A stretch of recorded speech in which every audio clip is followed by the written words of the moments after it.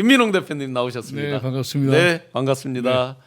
요즘 얼마나 바쁘세요? 또 새로운 국면으로 또 접어들어서 바빠야죠. 네. 네, 가장 지금 역점도사 하시는 일은 6월 3일을 대선 확정짓는 날로 생각을 하면 네, 이 한 달 동안 치열하게 뛰어야죠. 네. 네. 아까 그 보여주셨던 화면 한 번만 띄워줘 보세요. 제가 네 우리 대표님께 저게 이제 청주입니다. 네. 청주 성악길입니다. 오. 내란행위자 처벌 특별법 제정, 네. 범국민 서면운동, 고맙습니다. 맨 밑에 네. 촛불행동 써져 있잖아요. 맞습니다. 그래서 비가 왔습니다. 사실은 비를 네. 맞으면서 많은 분들이 봉사하고 했는데 잊지 말자 12.3 내란 네.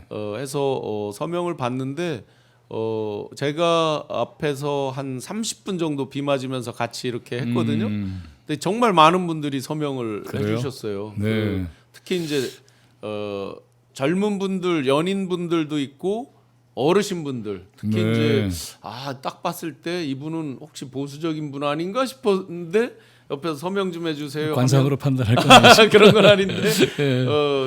그런 어르신들도 굉장히 많이 감사한 일이죠. 그러면서 한 어르신께서 윤석열 사형해야 돼 라고까지 이렇게 격분을 해주시는 네. 그런 일도 있었습니다.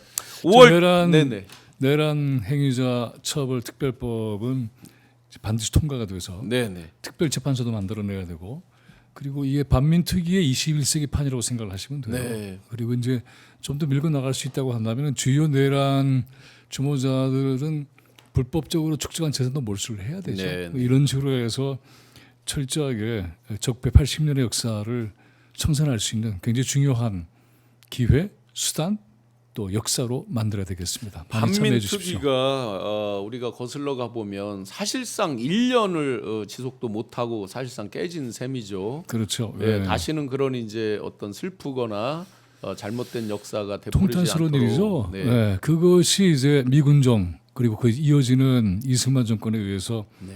이제 일종의 총 반격으로 그 6월 총공세라 그랬죠. 네, 그때 네. 그렇게 해서 파탄이 나고 그 결과로 친일 매국 세력들이 주구장창 지배 세력으로 이 나라를 통치하고 친일 있지 않습니까? 매국 세력들이 어떻게 보면 친미 네, 아주 그렇죠. 주도 세력으로 가고 네, 반공을 내세워서 이 땅에 무서운 냉전 정치를 펼쳤죠. 네. 그리고 그런 와중에 4.3 제주 학살도 있었고 네.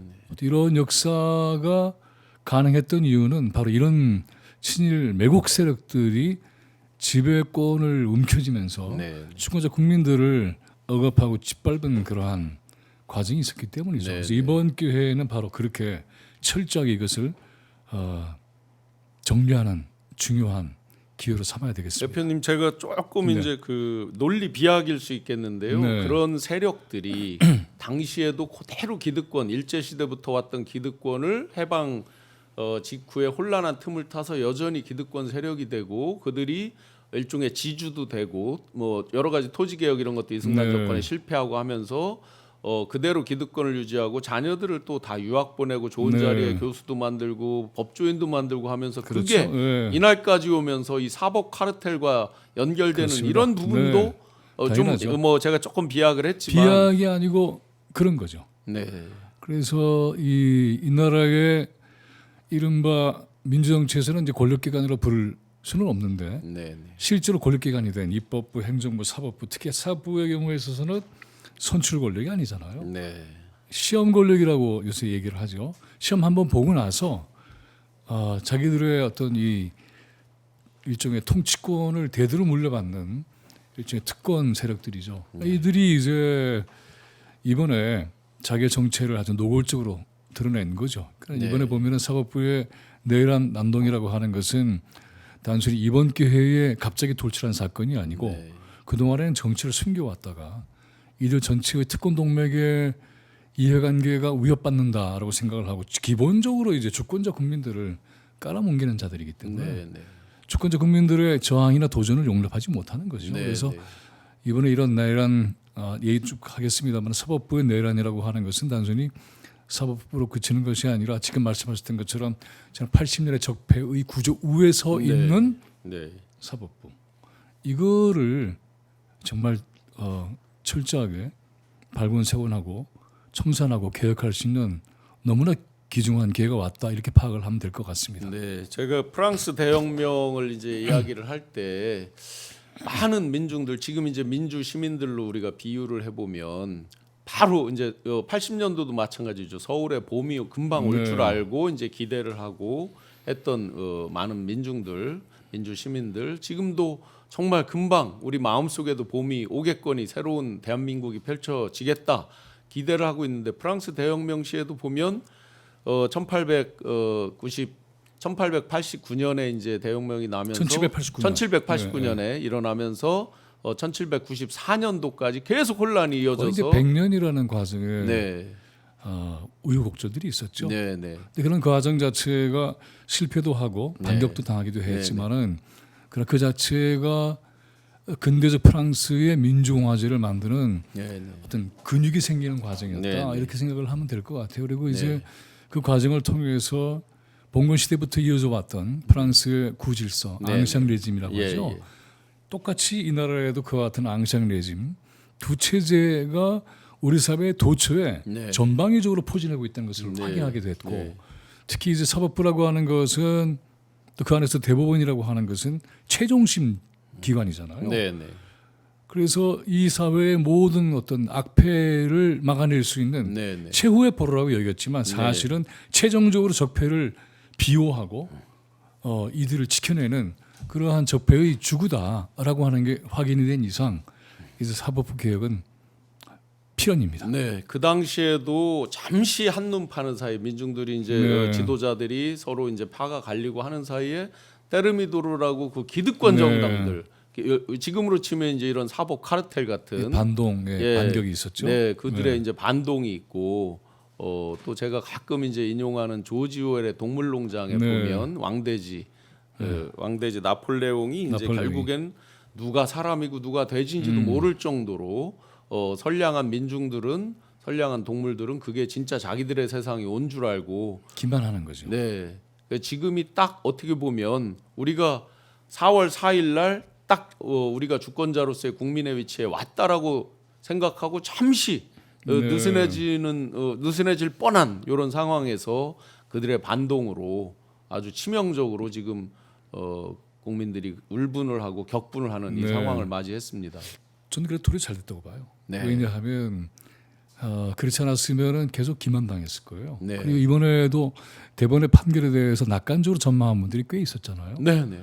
근데 촛불행동의 경우에는 굉장히 경계를 했죠. 왜냐하면 지기현 판사가 예. 윤석열을 탈옥시킨 것뿐만이 아니라 대법원의 그동안의 행적, 특히 조희대의 판결의 이력을 보면은 네. 용납할 수 없는 일들이 굉장히 많습니다. 네.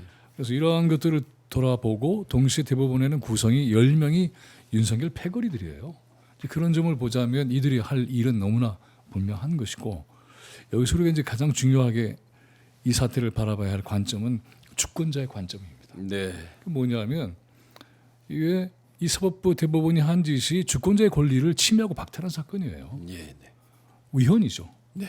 그래서 헌법 파괴 세력이다라고 규정을 하고 그래서 이들을 그렇게 규정하고 지탄하고 탄핵을 해야 합니다. 사법부가 주권자를 공격한 사건이에요. 그렇죠. 용납할 수 없죠. 네. 네. 그렇게 바로 선제 본질을 공격을 자기들이 했어요. 더군다나 네, 무슨 그래서 최후의 보루로 방어도 네. 아니고. 그 주권자 국민들을 공격한 사법부라고 하는 것은 민주공화 중에서 용납할 수가 없는 겁니다. 네. 혹시 이게 네. 역사상이나 해외 사례가 이런 비슷한 게 있나요? 반동의 시기는 있었죠. 네. 언제나. 그리고 우리 역사에서도 보면은 사실은 이제 이런 이 체제 전체의 문제와 관련해서 사법부를 비판하고 할 기회가 별로 없었지만은 사실은 45년 이후에 만들어진 반민특위가 해체가 된 다음에의 사법부라고 하는 것은 우리의 군이 일제 시대의 군 세력이 그대로 들어왔던 것과 유사하게 일제 식민지 체제에서 법관을 하거나 아니면 그 밑에서 어떤 이 조력제 역할을 했던 사람들이 대거로 들어와서 그래서 식민지 체제의 잔재를 그대로 계승을 한 거죠. 네. 그러면서 인혁당 사건도 그렇잖아요. 네. 그리고 그동안의 이 과정을 보면은 이제 국가보안법 또는 방공법이라는 형태로서 얼마나 많은 사람들이 희생을 당해 왔어요. 네. 이것이 이미 사법부가 냉전 체제에 복무한 그런 사례들이죠. 그렇죠. 근데 이게 이제 권력 이동의 과정에서 사법부가 정면으로 이렇게 주도적 역할을 했던 것은 처음이에요. 네. 그건 뭐냐면은 윤석열의 지령에 따른 것이기도 하고 또 사법부의 구성 자체가 윤석열 패거리들이기 때문에 네, 10명이나 뭐 윤석열 또 이것을 자연스럽게 예. 따를 수밖에 없었던 것은 이들이 오랫동안 특권 동맹 세력, 특권 세력들의 대대로 이어져온 권력의 요새이기 때문에 그렇죠. 네. 그래서 이들이 자기들의 이해를 지키기 위해서라도 이재명 후보의 등장이라고 하는 것은 위협적이라고 판단을 한 네. 것이고 그래서 이재명 배제 작전을 시도한 거죠. 네. 그리고 이걸 통해서 국민들의 주권자의 주권, 기본권, 참정권을 침해하고 박탈하려고 했던 시도 이 자체로 이들은 탄핵 대상입니다. 네, 네. 이재명을 배제한다. 이재명 너만은 안 돼. 하는 네. 아주 완전 흑화된 네. 이재명에 대해서 완전히 죽이려고 하는 이런 그렇죠. 시도가 있었는데 최근에 이제 브라질의 룰라 사례를 네. 많이 얘기를 하거든요. 이미 2019년도부터 얘기됐던 거예요. 네. 2019년도에 정치검찰의 쿠데타가 저지가 되지 못하면은 이런 사법 독재가 이루어질 것이고 그걸 통해서 민주공화정은 위협을 받게 될 것이다. 이미 그때 경고한 분들이 꽤 되죠. 네. 근데 그때는 정치검찰이 중요한 대상이었는데 사법부 개혁에 대해서는 절실하게 느끼지 못했던 상황이에요. 네, 그러나 정치검찰과 사법부는 이미 공모관계입니다. 그래서 이번에 그것이 확인하게 드러나는 거죠. 아. 윤석열이 조희대를 대법원장으로 앉힌 까닭도 바로 그런 공모 체제를 구조화하기 위해서 제도화하기 위해서 하는 것이죠. 그러니까 네. 주권적 국민을 제도적으로 희생시키는 시스템이 일상적으로 작동됐던 거예요. 네. 그동안에 보면은 대법원의 판결에 의해서 희생된 분들이 꽤 많습니다. 당장에 조국 네, 네. 혁신당의 조국 대표도 감옥에 가 있잖아요. 네. 유죄 판결을 확정지은자가 대법원의 이색들 아닙니까? 네. 윤미향 의원도 그렇고요. 네. 또 광명현 교육감도 그랬고 조희연 교육감도 그랬고 이렇게 보면은 이자들이 적폐 체제를 수호하는 최후의 보루다라고 생각을 해야지 민주공화정의 최후 보루라고 얘기를 할 수가 없습니다. 지금 이자들이 네. 하는 걸로 비유해 보면 뭐 진짜 지금 네. 처벌을 받고 또 감옥에 있고 하는 분들이 도저히 뭐 비교가 안 되는 수준이잖아요. 뭐. 그러니까 이자들은 이번에 이자들은 이제 촛불행동에서는 조희대를 포함한 네. 10명의 대법원 판사 그 지기현을 탄핵해야 된다라는 예. 이 국회에서의 청원 동의를 냈어요. 네. 하루 만에 100명이 넘었고 네. 아마 내일 정도면 공개가 될 거예요. 네. 이렇게 해서 국회에서 이 탄핵에 대한 절차를 반드시 밟아야 되는 것이고 예. 최근에 보면은 이제 기록 다 읽어봤어. 이게 이제 중요한 쟁점이 됐잖아요. 네. 네. 이래 절차적 하자가 있잖아. 네. 그러면 원천 무효야. 이렇게 이제 문제 제기를 하는 그러한 그러니까 지금 저 대법원에서는 이제 요령을 부려서 답변을 이제 요리조리 회피하면서 네. 뭐 그걸 뭐 그렇죠. 반드시 다 읽어봐야 되는 건 아니야라고 네. 하면서 검찰이 낸 상고이어서 뭐 300쪽 네. 정도 그다음에 일종의 이제 피고인 이재명 후보 측에서 낸 뭐 2가지 서류 뭐 요거 읽어봤다는 식으로 이제 지금 네. 변명을 하고 있거든요. 제가 그래서 이제 얘기를 드리고 싶은 것은 그 서명이 하루 만에 100만이 넘었잖아요. 이틀 만에. 이틀 만에 굉장히 100만 중요한 넘었죠. 운동이에요. 예. 이것과 더불어서 우리가 이제 고민을 해야 하고 또 집중해야 될 것은 이게 본질적으로 위헌이다라는 거를 강조를 해야 될 필요가 있습니다. 네. 왜냐하면 절차적인 것만 가지고 따지게 되면 방금 그와 같은 변명, 예, 요령으로 그다음에 다 이걸 법이 해결하는 데는 또 시간도 빠져나가더라고요. 많이 걸려요. 네. 중요한 것은 본질에 대한 정치적 공세입니다. 니들이 어떻게 주권자의 권한을 침해를 해? 네, 헌법기관이 그렇게 가능해? 헌법을 위반했잖아. 네, 니들은 뭐 위헌 범죄자들이야. 네. 국민들의 주권을 존중하지 않는 자들은 절대로 헌법기관 내에 있을 수 없어. 그래서 이와 같이 정치적으로 그 본질을 공격해 나가고 공세적 방식으로 취해 나가는 게 저는 정확하고 옳다고 봅니다. 민주적 정당성 자체를 지금 스스로 그렇죠. 상실한 거죠. 이들 그러니까 집단이. 이 주권자의 최대 지지를 받는 후보를 배제하려고 하는 시도 자체가 네. 탄핵 사회예요. 예, 그 자체가 불법이에요.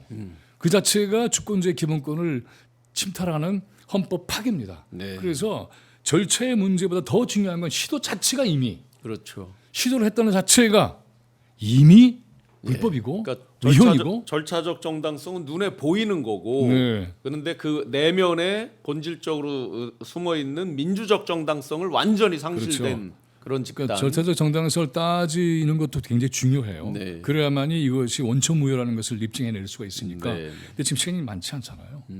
이랬을 때는 이제 최선의 공격이 무엇이냐 했을 때에 이자들은 국민의 주권자의 기본권을 침탈했다. 그래서 위헌을 했다. 불법 집단이다. 네. 그래서 이 재판을 할 필요도 조치도 없는 재판이었다. 그래서 무죄됐잖아요. 네, 네. 근데 왜 그것을 다시 해야 돼요?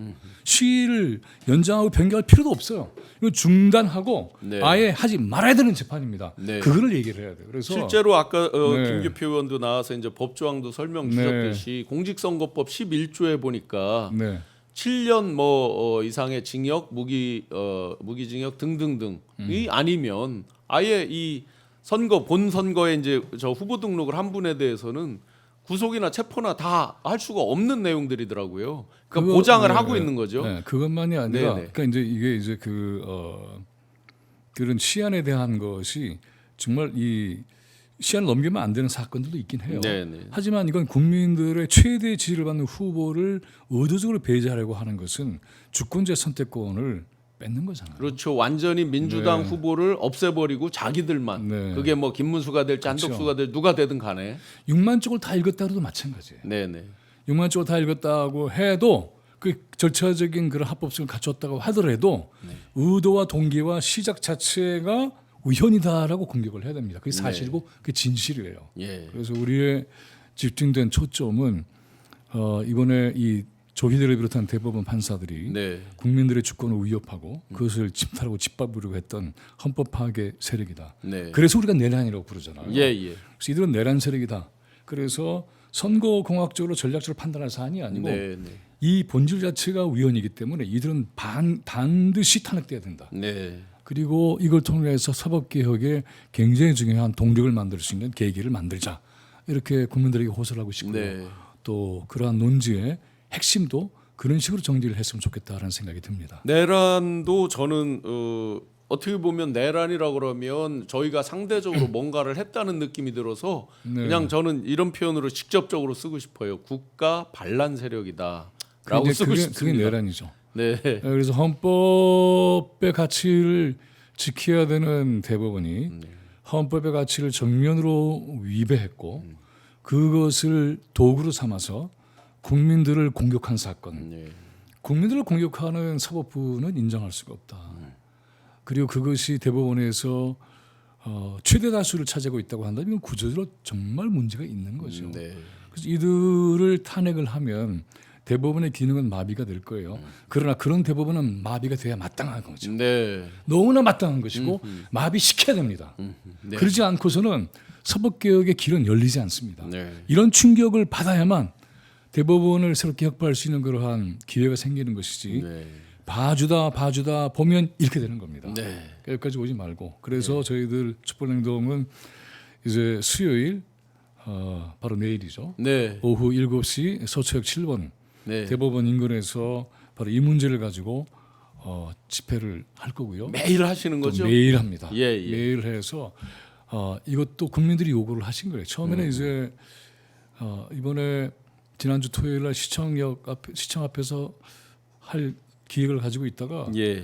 국민들이 대법원으로 옮겨달라 이렇게 얘기를 해서 하셔서 장소를 전격적으로 변화시켰고요. 그것이 옳은 판단이었습니다. 네. 그래서 그 옳은 판단에 따라서 주권자 국민들의 뜻을 받들어서 대법원 사법 이 내란을 완전히 진압하지 않으면은 네. 이번 대선은 우리 민주진영의 후보가 사라지는 예. 비극적 상황이 올 수가 있어요. 그래서 절대로 낙관하지 말고 예. 현재는 정치적인 내전 전시 상황이다. 이렇게 절감을 해주시고 네. 전시에 필요한 무기를 들고 나와야 됩니다. 지금 대표님 말씀대로 많은 구독자분들께서 전적으로 동감하는 말씀들을 많이 남겨주고 계세요. 양희선님께서 위헌 범죄자 조희대 등 대법관 10명 아시아문님께서 사법부는 죽었다라는 네. 시민의 목소리가 아우성이다 빗발치고 있다라고 말씀 주시고 박지영님께서 조희대는 우리 국민이 바본 줄 아나봐라고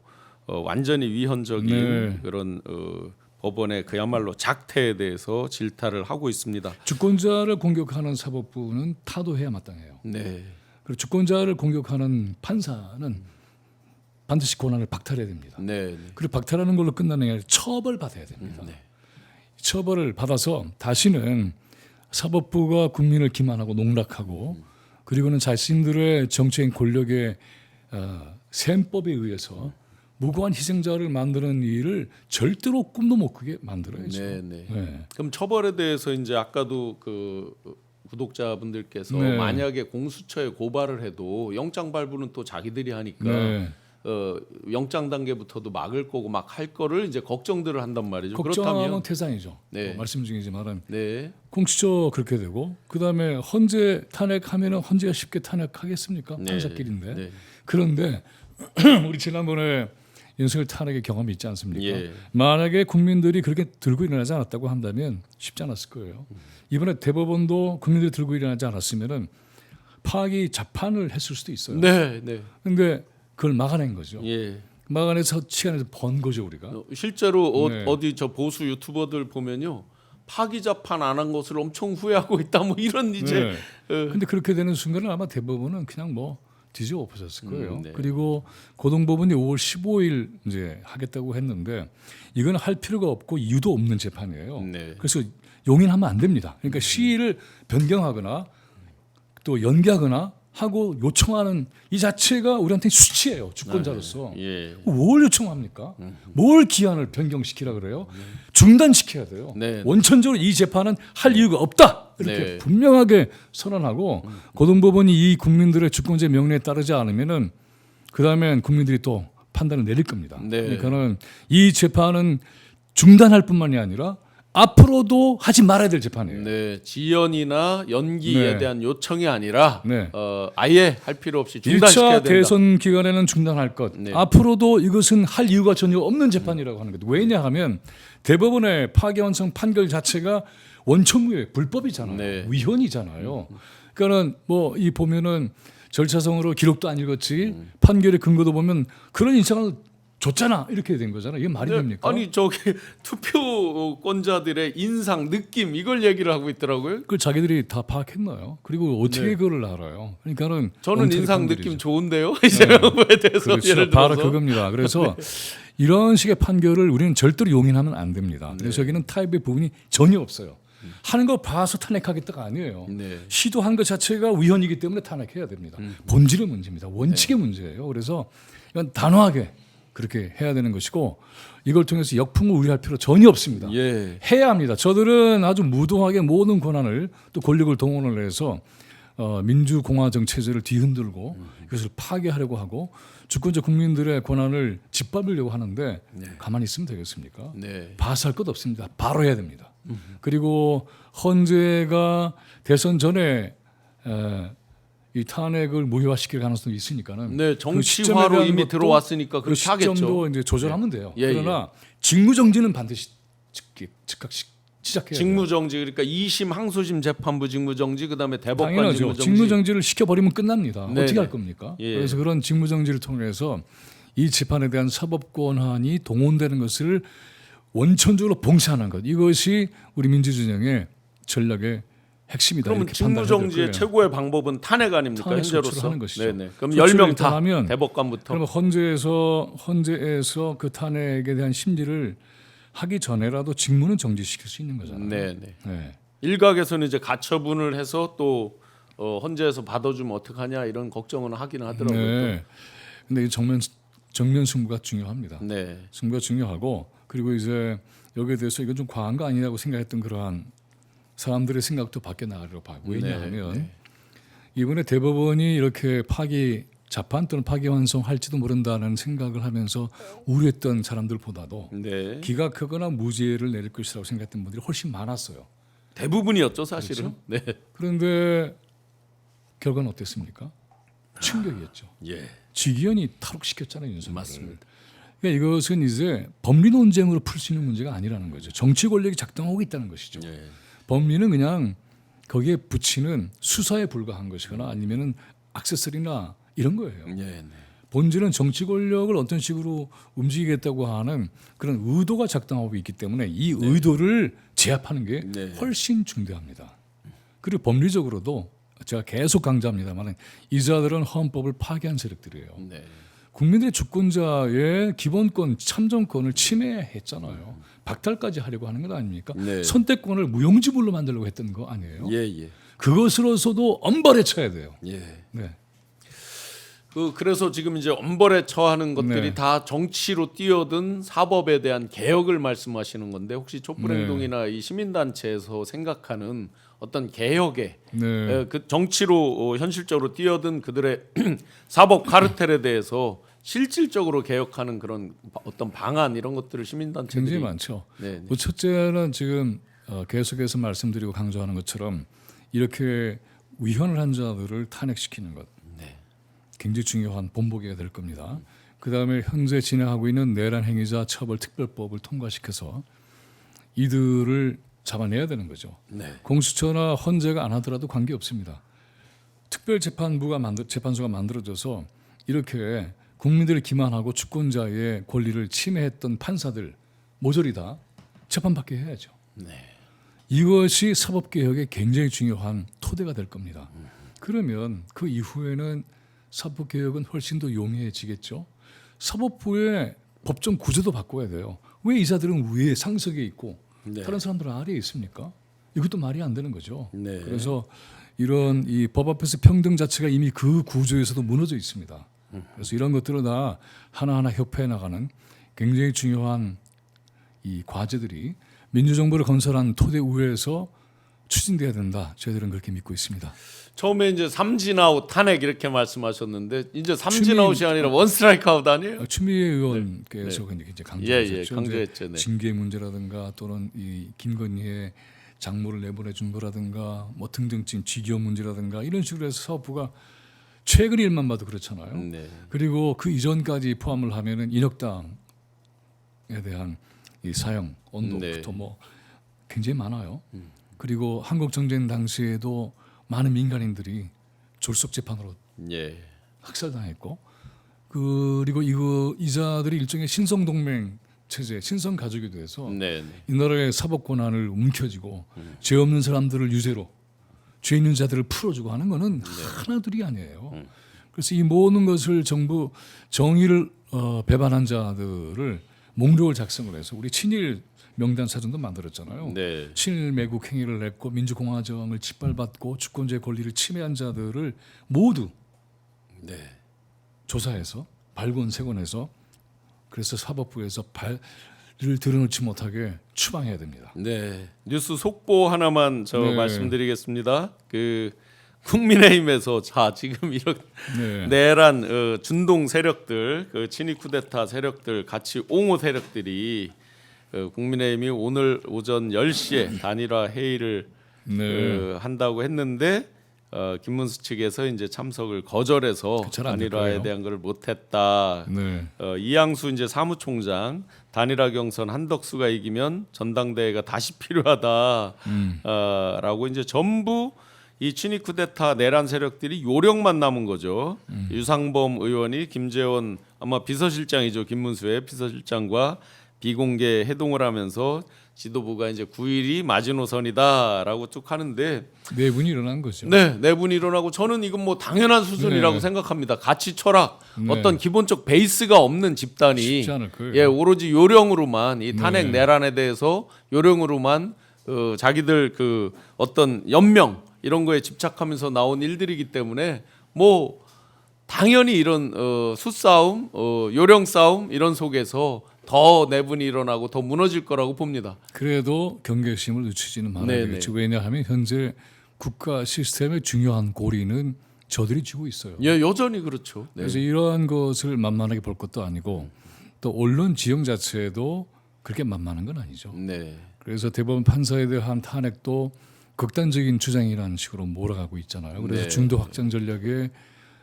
손해를 볼 것이다라고 협박까지 합니다. 네. 그런데 그런 기만적인 협박 전술에 넘어갈 국민들이 이제 없습니다. 유튜브에 보니까요. 네. 그 소위 이제 보수 구구 유튜버라는 네. 사람들은 언제부터 자기들이 준법 정신을 발휘해서 법을 지켰다고 내란 친위 쿠데타도 일으킨 자들이 네.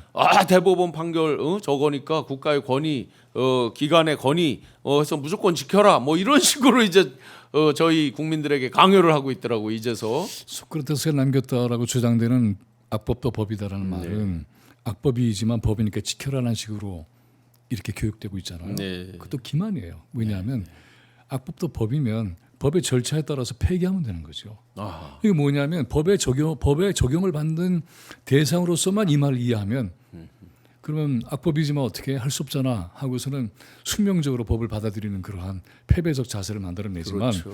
입법자로서의 주권을 가지고 있는 국민의 입장에서 볼 때는 그가 악법이야? 그러면 용납할 수 없지. 그렇죠. 바꾸거나 폐기하면 되지. 네. 이렇게 생각할 필요가 있습니다. 아, 그러니까는 일방적 법 적용의 대상으로서의 국민으로 그렇죠. 이들이 네. 치부해 놓고 이미 거기다 딱 고정시켜 놓고 네. 너희들은 개돼지야 그냥 따르기만 해 이런 네. 거잖아요. 그 개념으로 보면. 그래서 이 촛불행동이 3년 전에 이 윤석열 퇴진 탄핵 운동을 시작했을 때에 내걸었던 기치가 주권자, 주권혁명입니다. 네. 오늘날엔 주권자에 대한 얘기가 굉장히 많이 쓰고 있잖아요. 네, 네. 그만큼 주권자의 정치사회적 위상이 더 높아졌고 그리고 주권자의 국민의 명령이라고 하는 것도 이제는 일상적으로 쓰고 있잖아요. 네. 그만큼 변해간 겁니다.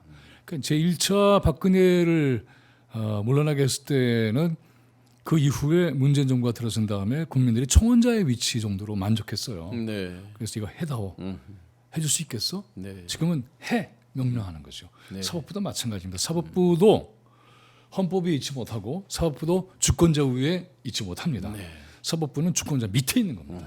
그러니까 민주정에 있어서의 대단히 중대한 원칙처럼 교육되고 논의가 되는 상권 분립이라고 하는 것도 네. 사실은 기만적일 수가 있어요. 뭐냐 하면은 상권이 분리돼서 입법부, 행정부, 사법부가 각기 자기들의 이 권력을 지키는 요새가 돼 버렸어요. 네. 그리고 입법부나 사법부나 행정부가 서로 짜면은 그다음에 이들은 형식상으로는 견제와 균형을 맞추는 것 같지만 사실은 특권 동맹의 이익을 지켜내는 네. 그런 시스템이 되고 있는 겁니다.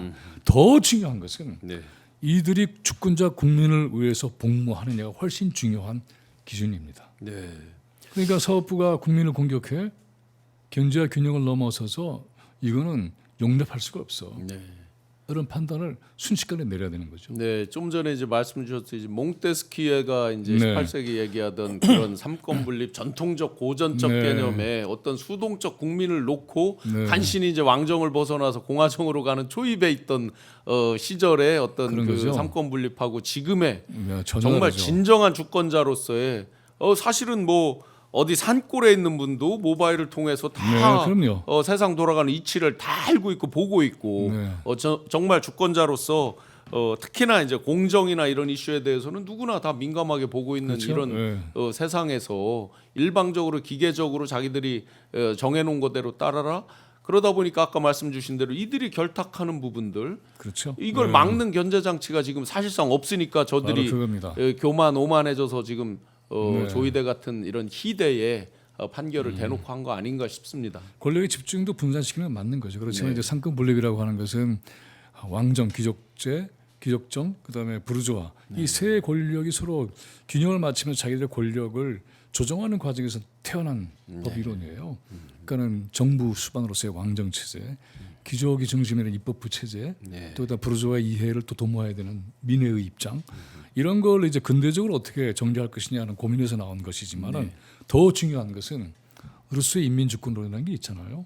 그래서 인민 주권자의 이 이익 그것을 중심에 놓고 이들이 움직이지 않을 경우에는 바로 처리할 수 있는 저항권부터 시작을 해서 소환, 폐기 처분까지 할 수 있는 네. 그런 권한이 주권혁명의 본질입니다. 그렇게 네. 보자면 이번에 사법부는 법치의 최후의 보루가 아니라 법치를 내선 폭력을 휘두른 거죠. 법을 네. 흉기로 만들어서 네. 국민을 위협하고 그리고는 이재명 후보의 목에다 칼을 들이민 범죄들이에요. 네. 그래서 이러한 조이들을 비롯한 10명의 이러한 이 법치를 가장한 사법폭력배들 네. 내란 세력들은 즉각 네. 처단해야 됩니다. 그 좀 전에 이제 국민 주권 말씀하셨고 루소가 얘기하는 그 네. 사회 계약도 네. 결국 사회 계약의 주체는 우리 국민이잖아요. 그렇죠. 네. 누가 법관에게 일방적으로 우리 국민이 지금 뽑으려고 하는 그 대상, 그럼요. 그 대통령 후보를 누가 10명, 12명, 뭐 두 저희는 분은 저기지만 자기들이 뭔데 네. 그들을 함부로 냈죠. 우리가 언제 그런 사회 계약을 네. 해줬습니까? 그런 권한을 주지도 않았어요. 네네. 네, 그래서 이번에 보면은 의례적으로 신속하고 빠르다, 또 절차를 어겼다 이게 본질이 아니고요. 네. 그거는 다 이 목적을 수행하기 위한 수단 과정에 불과했던 것이고 네. 애초에 핵심적인 목표는 국민 주권을 뒤흔들고 대선을 없애는 거 아니에요? 네. 그러니까는 후보가 없는 진영 하나 만들어 놓고 하면은 무투표 당선 아니에요. 네. 그게 대선입니까? 네. 아니잖아요. 그래서 그러한 대선을 공작하는 거죠. 아니 소위 말하는 이제 뭐 진짜 공산주의나 우리가 뭐 이 개념을 좀 달리 쓰고 있지만 사회주의나 뭐 러시아에서 누구 정적 어떤 약물 뭐 이런 걸로 제거한다 뭐 이런 얘기도 있고 했죠. 그렇듯이 황당하게 지금은 약물도 아니고 법이라고 하는 마치 합법적 무기를 가장한 완벽한 불법으로 자기들의 기득권을 유지하기 위한 방편으로 지금 네. 최유력 후보를 그냥 당신만은 안 돼 하는 걸로 네. 죽이는 거잖아요. 그러니까 남의 나라 얘기를 할 필요도 없죠. 네. 브라질이니 뭐 다른 나라를 얘기할 필요도 없이 우리 자체로 보면 바로 판단되는 거죠. 주어지지 않은 권한을 썼다. 네. 직권남용이죠. 그리고 그 권한을 발동한 것은 위헌적이고 위법적인 것다. 네. 그다음에 주권자를 공격했다. 이 몇 가지만 가지고도 이 사안은 깨끗하게 정리할 수 있습니다. 네. 저는 처음에 그 아크로비스타로 갈 때 네. 윤석열과 김건희가 갈 때 황당한 말을 하잖아요. 다 이기고 돌아왔다 이렇게 네. 얘기할 때 그래도 남들보다 윤석열, 김건희를 그래도 꽤나 안다고 하는 입장에서 진짜 완전히 자기들 세계에서 이상하게 됐나? 정신이 진짜 나갔나?라고 처음에 생각을 했는데 아니죠. 지금 상태를 보니까 아니죠. 완벽히 이해가 되고 있어요. 탈옥을 해서 한 일이 그거죠. 아 이제는 지령 체제가 작동하겠구나. 내가 다 심어놨는데 다 움직일 거야. 그 움직이고 있잖아요. 네. 네, 그래서 윤석열을 잡는 것도 대단히 중요하고 왜냐하면 이러한 지령을 내리는 핵심에 윤석열이가 있기 때문에 네. 이자를 쇠고랑을 채워서 감옥에 넣어야 되는 거죠. 당연히 그렇게 해야 되는 것이고 이와 같은 불법 탈옥을 지휘한 심우정 그리고 이것을 법의 공간에서 만들어낸 직위원은 즉각 체포되고 처벌을 받아야 되는 자들입니다. 내란 세력이에요. 그리고 대법원도 대다수가 내란 세력이라고 하는 것이 확증된 사건이죠. 네. 머뭇거릴 이유가 하나도 없습니다. 그래서 국민들은 이미 단호하게 결정을 내렸고 네. 그래서 이번 수요일 날 촛불행동의 촛불 대행진의 현장에 지난주에도 굉장히 많이 오셨고요. 한 네. 10만여 명 오셨고 연인원으로 엄청난 수예요. 수요일부터 매일 하는 것이 쉽지는 않겠지만 그래도 최대한 집회를 하실 겁니다. 헌재 투쟁할 때도 네. 안국역 인근에서 우리가 그렇게 송현 공원에서 모였는데 줄기차게 4개월을 했거든요. 네, 네. 그러니까 이것도 그대로 이어질 겁니다. 저 화면에 네. 나와 있네요. 예. 네. 모두 꼭 참여를 사법내란 해주시기 대선 바랍니다. 개입 조의대 대법원 박살내자. 네. 내일 5월 7일 저녁 7시부터 서초역 7번 출구 바로 대법원 앞입니다. 서초역 7번 출구 그 서초역 가시면 이렇게 나무 하나 도로 네. 중간에 있고 대법원 앞쪽 7번 출구로 모여주시면 네. 전국 집중 촛불 집회를 하고 또 5월 10날 17일 날 주말에는 오후 4시부터 전국 집중 촛불 대행진 네. 행진까지 이렇게 계획이 되어 있네요. 네. 저 사이에도 매일 한다는 말씀 꼭 드리고 싶고 매일 매일이요. 지금 매일 7일 매일 날만 한다는 뜻이 아닙니다, 아닙니다. 여러분. 매일 네네. 할 겁니다. 매일 할 예. 것이고 제가 아까 얘기했던 것처럼 헌재 투쟁도 저희들이 매일 했거든요. 한 예. 100일 이상을 했습니다. 이번에는 그보다는 좀 짧을 거예요. 예. 대선 기간이라는 게 정해져 있으니까는 이것이 어떻게 보면은 내란 세력을 제압하기 위해서 매우 중요한 예. 막바지 고비를 넘는 사건이다 이렇게 볼 수가 있을 거예요. 네네. 그렇지 않아도 도올 선생께서 이거 전쟁이다. 네. 모두가 출격하자 이렇게 아주 이 격정적인 경문을 영상으로도 이렇게 공개를 해주셨는데요. 저희들도 같은 마음입니다. 그래서 전쟁이 맞죠. 정말 심판자 정치적인 전시 상태라고 볼 수 있습니다. 예, 심판자 저들도 죽고 사는 문제로 보고 있어요. 맞습니다. 우리 역시 마찬가지예요. 네네. 저들은 시스템을 가지고 있어서 네. 그걸로 이 권력을 발동할 수 있지만 우리는 주권자입니다. 네. 주권자의 권력이 상위입니다. 네. 근데 있는 권력을 발동하지 않으면 저들에게 기회를 뺏길 거예요. 주권자의 위치도 뺏길 겁니다. 그래서 우리 자신의 행복과 주권자에서 권리를 지켜내기 위해서 총집결을 해주셨으면 좋겠어요. 네. 얼마 남지 않은 시간 네. 후보를 보호해야 되잖아요. 당연히. 후보를 보호해야 되는 것이고 그렇게 해서 이 사태를 명확히 꿰뚫고 함께 힘을 모으면 그럼 저들 특권 카르텔의 시도 또 음모 모두 다 네. 분쇄될 겁니다. 최근에 이러한 얘기를 가지고 이거 음모론 아니야라고 하는데 그 음모론의 말 자체가 들고 있는 그림자 같은 그 단어의 감각, 이 느낌 때문에 이거 음모론으로 치부를 해버리면 있지도 않은 걸 과하게 설정하는 거 아니야? 아닙니다. 예. 음모론이라 주장하는 자체가 음모를 은폐하기 위한 음모예요. 네. 그래서 그런 음모론 주장에 대해서는 절대 귀를 기울이지 마시고요. 이들은 어떤 짓도 할 수 있는 집단이다.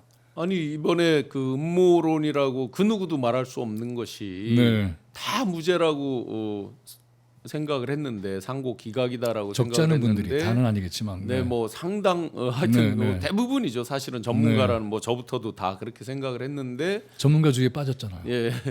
맞아요. 네, 아니었어요. 네. 왜냐? 저들은 법 논리로 움직이는 자들이 아니기 때문에 네. 그것만 보면은 정치 권력이 작동하고 있는 현실을 아주 냉정하게 봐야 되겠죠. 네. 오히려 음모는 저들이 이걸 만들기 그렇습니다. 위해서 네. 이런 카르텔 속에서 실제로 음모를 꾸미고 있는 거예요. 예, 배후에 있는 자들이 음모를 네. 다 꾸미고 있는 거잖아요. 심지어 네. 뭐 박선원 의원도 얘기하셨고 많은 그 취재가 지금 이루어지고 네. 있지만 그들이 기존에 거슬러 가니까 뭐 옛날 윤석열 대오 프로젝트라고 대권 뭐 네. 옹립하는 사람들부터 시작해서 굉장히 여러 관련자들이 네. 배후에서 헌재 단계도 여러 공작을 했지만 실패를 했다. 근데 마지막 남은 방법이 뭐 이거다 이런 얘기도 나오고 네. 수도 없는 음모를 그들이 꾸미고 있는 거죠. 미국의 공작까지 관여하고 있기 때문에 네. 이러한 대선 공작은 전방위적으로 펼쳐지고 있다는 것을 우리가 알아야 되고 네. 그래서 잠시도 긴장을 늦출 수가 없는 것이고 여기에는 주권자의 총력 집결만이 이를 막아낼 수 있다. 그래서 이들을 무섭게 만들어야 돼요. 네. 그러니까는 보면은 때로 이렇잖아요. 대선 과정에서 중도 확장론 얘기를 하는데 네. 저들은 지금 판을 이재명 후보에게 기운 운동장을 만들려고 하는 거예요. 그럼 그 판을 돌파하는 게 중요하지. 네. 그들이 만드는 판 위에서 춤을 추면 안 돼요. 그러면 지게 돼 있어요. 네. 그래서 이 판을 깨는 거는 그런 보수적인 역량은 판을 깨는데 익숙한 세력이 아니에요. 네.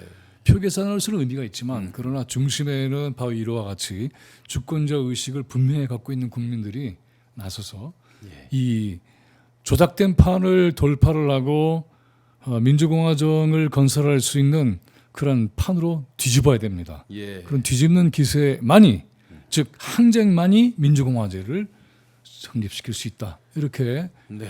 믿어주시면 좋겠습니다. 정말 많은 분들이 네. 슴슴님 지긋지긋합니다.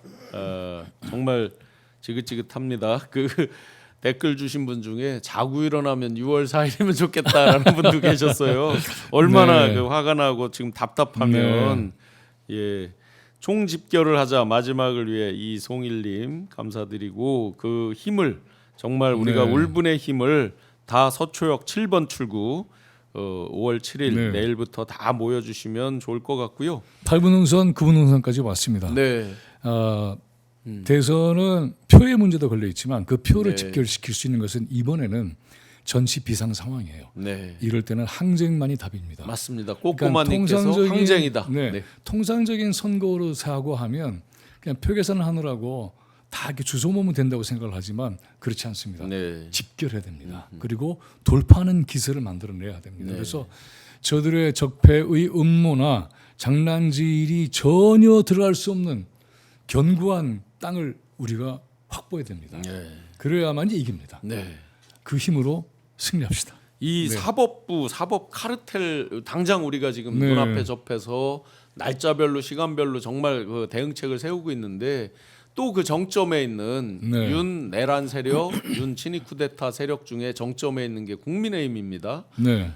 그들은 도대체 어떻게 해야 될까요? 뭐 김문수를 뽑아놓고 단일화를 한해 맘내 뭐 자기들끼리 네. 북치고 장구치고 하고 있는데요. 일말의 양심이라도 있다면 자진 해체해야 되죠. 네, 저들이 어떻게 대선에 나옵니까? 네, 내란 그리고 특히 김문수를 중심한 세력들은 내란 세력들이고 내란 동조 세력들이에요. 이미 그 내란에 대해서 네. 옹호를 했고 그렇죠. 전광훈 지지를 하고 했던 네. 사람들 아니에요 다? 그러니까 내란 연장을 통한 정권 재창출을 하겠다고 하는 건데 그것은 주권자를 모독하는 일이죠. 그리고 이것은 이들 자체가 존재로서 이미 위헌 세력입니다. 그리고 윤석열이 제1호 당원이잖아요. 네, 내란 수계가 제1호 당원으로 있는 정당 조직은 내란 조직이에요. 그렇죠. 그 내란 조직은 선거에 나올 수가 없어요. 자격에 대한 원천적인 무효예요. 그래서 이런 것들을 정치적인 공세로 우리가 만들어내야 합니다. 정책 전시 상태에서는요. 네. 법리 논쟁도 의미가 있어요.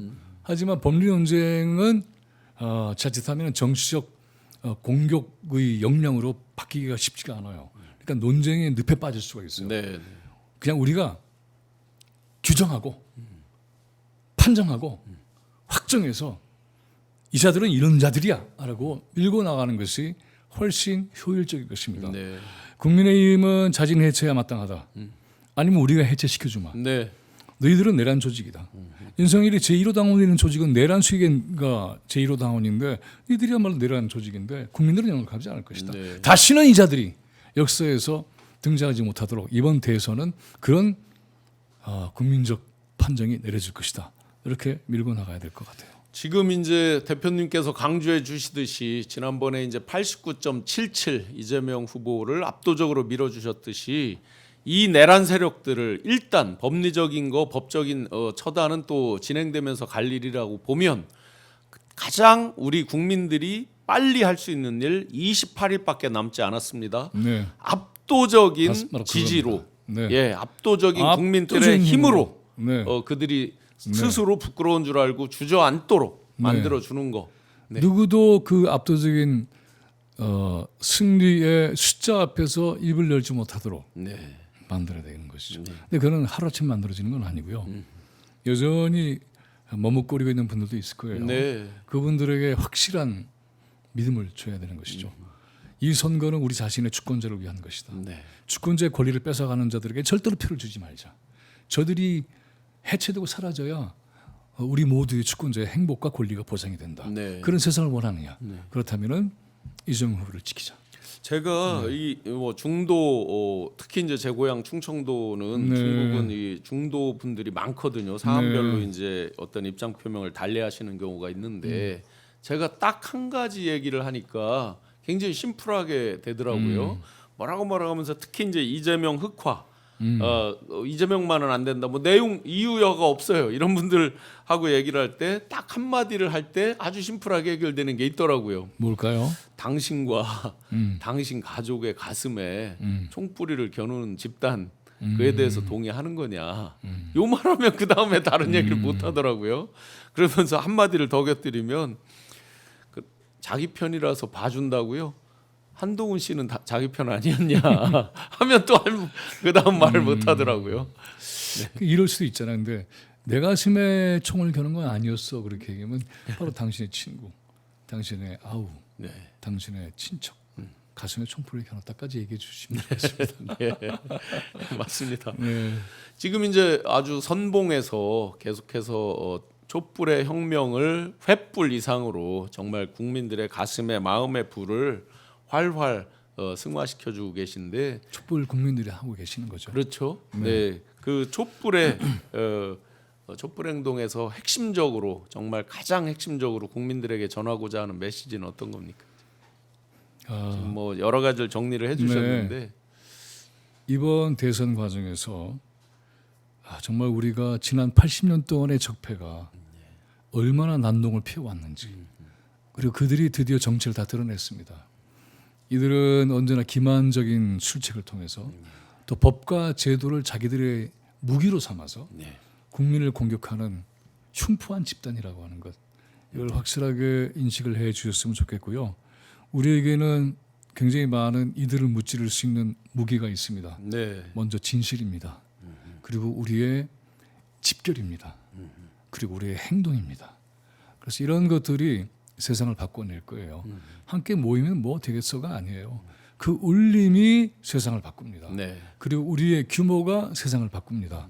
우리의 행동이 세상을 바꿉니다. 그렇게 해서 민주주의의 주권자로서의 주권을 확실하게 확보를 해야 되고요. 네. 또 국가로서의 자주적 주권도 확보해야 됩니다. 네. 한반도의 평화도 우리의 자주권이 취약하기 때문에 생기는 한반도의 평화가 위협받고 있는 것도 우리의 자주권이라는 주권이 위협받고 있고 취약하기 때문에 생기는 문제 아니에요. 네. 그래서 내적으로나 외적으로나 이와 같이 민주주의에서의 국민들, 인민들, 인민주권의 정당성 그리고 국가로서의 자주권 네. 이것을 확실하게 만드는 그러한 위대한 역사를 함께 만들어 나갔으면 좋겠습니다. 그러면 반드시 될 것이고요.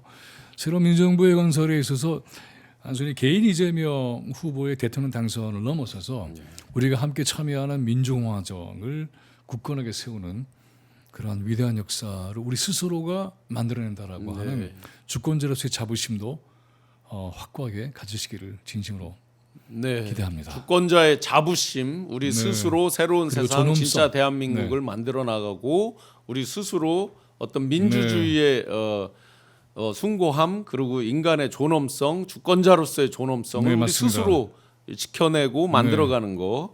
한 치의 틈도 제가 주면 안 된다고 생각한 맞습니다. 장면이 엊그제 있어요. 뭐냐면 한덕수 내란대행이 출마 선언하고 어쩌고 하면서 개헌에 대한 얘기를 하더라고요. 한 3년만 한다. 하는데 저는 제가 개헌을 한다 그러면 당연히 헌법 전문에 대한 논의부터 시작이 될 텐데 맞습니다.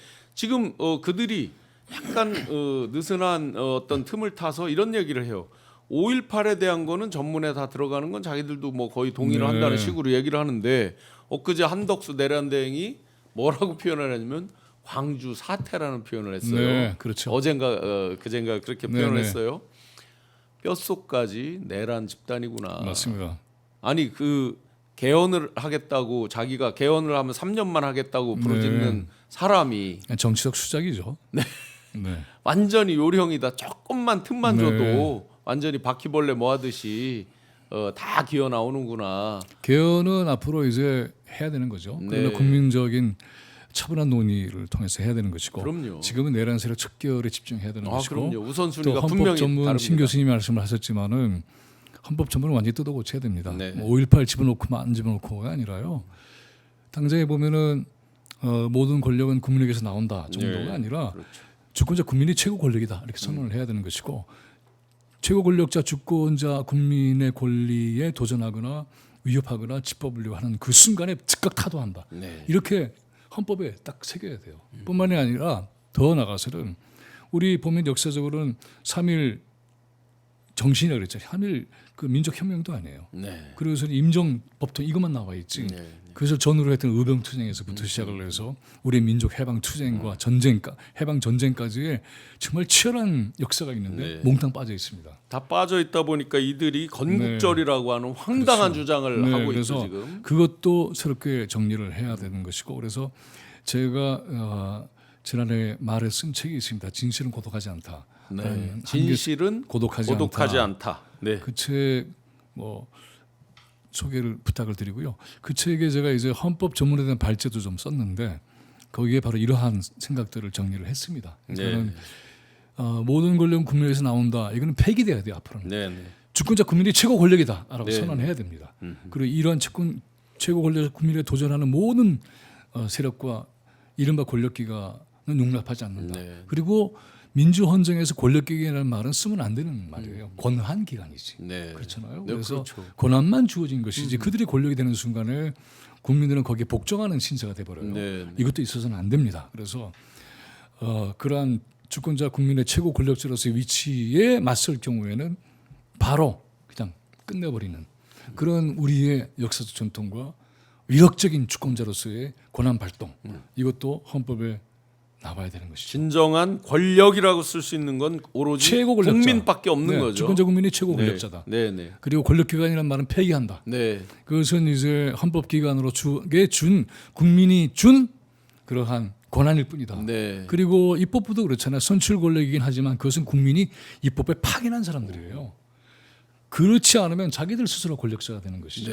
최근에 보면은 이제 이런저런 이 의원들이 촛불 현장에 나와서 여러분들께서 국회에 파견한 국회의원 아무개입니다라고 얘기하시는 경우도 있어요. 굉장히 국민들이 좋아하시죠. 이러한 이 정치 체제 전반에 대한 정치 철학과 정치 사상적 측면에서의 재검토, 또 우리만이 가지고 있는 주권 혁명을 위한 정치 철학과 사상, 이데올로기 만들어내야 됩니다. 입만 열면 국민과 국가에 대한 무한 책임이다. 노블리스 오블리제다 떠들던 집단이 행동시키는 거죠. 행동은 거꾸로 국민들을 총칼로 짓밟고 완전히 뭐 법으로 합법적인 수단을 강구해서 짓밟고 하는 사람들이 이제 와서 이제 재미난 그들끼리의 내란이 일어났습니다. 그야말로 내분 수준을 지나가는 것 같습니다. 단독해서 김문수 캠프 핵심 의원의 돌변에서 김문수가 전형적인 좌파식 조직 탈취 시도다. 여기서 또 좌파식이 왜 나옵니까 이게? 지그들끼리 조직을 놓고 싸우고 있는데 뭐 전형적인 좌파식 탈취다. 근데 그래도 저들은 일단 문제가 해결이 되면 이 이익과 관련해서 딱 또 뭉치는 세력들이니까 이익 공동체거든요. 그러니까는 만만하게 볼 일은 아니고 네. 우리는 우리대로 이 시간을 벌어서 예. 아까 얘기했던 것처럼 사법부의 내란 행위를 즉각 단호하게 네. 처리해야 되는 것이고 그리고 민주당도 머뭇거리면 안 되는 네. 것이고 이것은 선거공학적인 차원에서의 전략의 문제가 아니라 헌법을 파괴한 본질의 원칙적 문제이다라고 네. 생각을 해서 이와 같은 시도를 아예 꿈도 꾸지 못하게 하는 단호한 탄핵 네. 이것을 집행을 했으면 좋겠습니다. 그래서 그 이재명 후보가 지금 지방 경청 투어 중에 반드시 살아서 새로운 나라를 만들겠다라고 이렇게 선언을 했습니다. 제가 슬로건 중에서 정말 감동 깊은 거는 진짜 대한민국 네. 거기에 진짜 대한국민 정말 주권자의 지위를 완전히 빼앗겼던 밟혔던 국민으로서 다시 한번 가슴 뭉클하게 그래서 지금은 이재명이라는 그 선거 마지막 그 슬로건이 너무나 가슴 절절히 다가오고 그런 순간들입니다. 우리 많은 시청자 여러분들께 마무리 말씀 한번 네. 부탁드리겠습니다. 언제나 감사하고 존경하고 사랑합니다. 정말 네. 그렇습니다. 우리 역사가 위태로울 때 또 민주헌정이 위기에 몰릴 때 네. 앞이 안 보일 때 그 길을 단호하게 앞장서서 뚫고 나가시는 분들은 주권자 국민들이세요. 그래서 이분들께서 결의하고 의지를 뿜어내고 행동하면 역사가 길을 냅니다. 네. 이거를 지난 3년 동안에 저희들은 아주 절실하게 경험을 했어요. 윤석열 퇴진 탄핵 투쟁을 초기부터 했잖아요. 왜 하지? 이해를 구하기가 쉽지 않았죠. 근데 저희들은 2019년에 이미 저들이 정치 검찰 구태타를 통해서 권력 탈취하는 시도를 목격을 했고 그래서 정치 검찰 구태타 세력이 집권을 했으니까는 당연히 처음부터 싸우는 게 맞는 거잖아요. 근데 이것이 시간이 지나면서 국민들 전반에 차차 이해가 되고 인식이 된 것 같아요. 그 우여곡절의 과정도 흔들리지 않고 끝까지 현장을 지켜주셨고 그렇게 해서 저희까지 왔습니다. 앞으로도 마찬가지라고 봐요. 그래서 내란 세력들의 준동이라고 하는 것은 제도화되어 있고 또 구조화되어 있는 그런 뿌리가 있습니다. 이 뿌리를 완전히 뽑아내기까지 우리 긴장 하나도 흐트리지 말고 끝까지 척결하는 운동에 투쟁에 함께했으면 좋겠고요. 그 이후에 단지 이러한 내란 세력들의 척결과 청산만이 아니라 민주정부를 건설을 해서 우리가 꿈꾸는 정말 많은 일들을 즐겁게 네. 가슴 벅차게 네. 해냈으면 좋겠습니다. 오는 7월 7일 오후 7시 서초 7번 7구에서 네. 만나 뵙기를 바라겠습니다. 상임 대표님 뭐 후원 계좌 같은 건 없습니까? 우리 이거 안내해 주셨나요? 따로 했나? 혹시 나중에 이거 재방을 할 경우에는 네, 우리 네. 꼭 좀 부탁드리겠습니다. 네. 네. 지금 시청자 여러분들 그 김민웅 촛불행동 상임 대표께서 정말 감사하고 사랑합니다 할 때 살짝 눈시울이 아셨네요. 네. 순간적으로 눈시울이 붉어지셨습니다. 그만큼 아마 현장에서 밑바닥에서부터 발로 뛰시면서 이 여러분들의 그 불씨를 촛불로 승화하고 또 이걸 횃불로 만들고 다시 그게 국민의 가슴 속에 큰 염원으로 이런 승화되는 과정 속에서의 그런 고난의 행군에 대한 소외가 정말 남다를 걸로 봅니다. 진정한 주권자로서의 위치, 주권자의 존엄성에 대해서 일깨워주는 1시간 동안 정말 김민웅 상임대표님의 절절한 말로 입으로 하는 것이 아니라 가슴으로 말씀해준 정말 절절한 이야기 함께했습니다. 우리 주권자로서의 위치를 다시 찾은 국민으로서 압도적으로 네. 정말 저 내란 세력들을 척결하는데 한 번에 청소해낼 수 있도록 정말 압도적으로 힘을 모아서 28일 남았습니다. 이 28일 동안 저희가 더 이 가슴의 불을 긍정적 에너지, 투표장에서 심판의 에너지로 승화하는 그 순간까지 다 같이 힘을 모아주면 좋겠습니다. 네, 김민홍 사법내란 진압하고 네. 민주정부 확실하게 건설합시다. 건설하자. 네, 네, 고맙습니다. 네. 예, 촛불행동 상임대표 김민홍 대표님께 큰 박수 격려 부탁드리겠습니다. 고맙습니다. 고맙습니다. 네.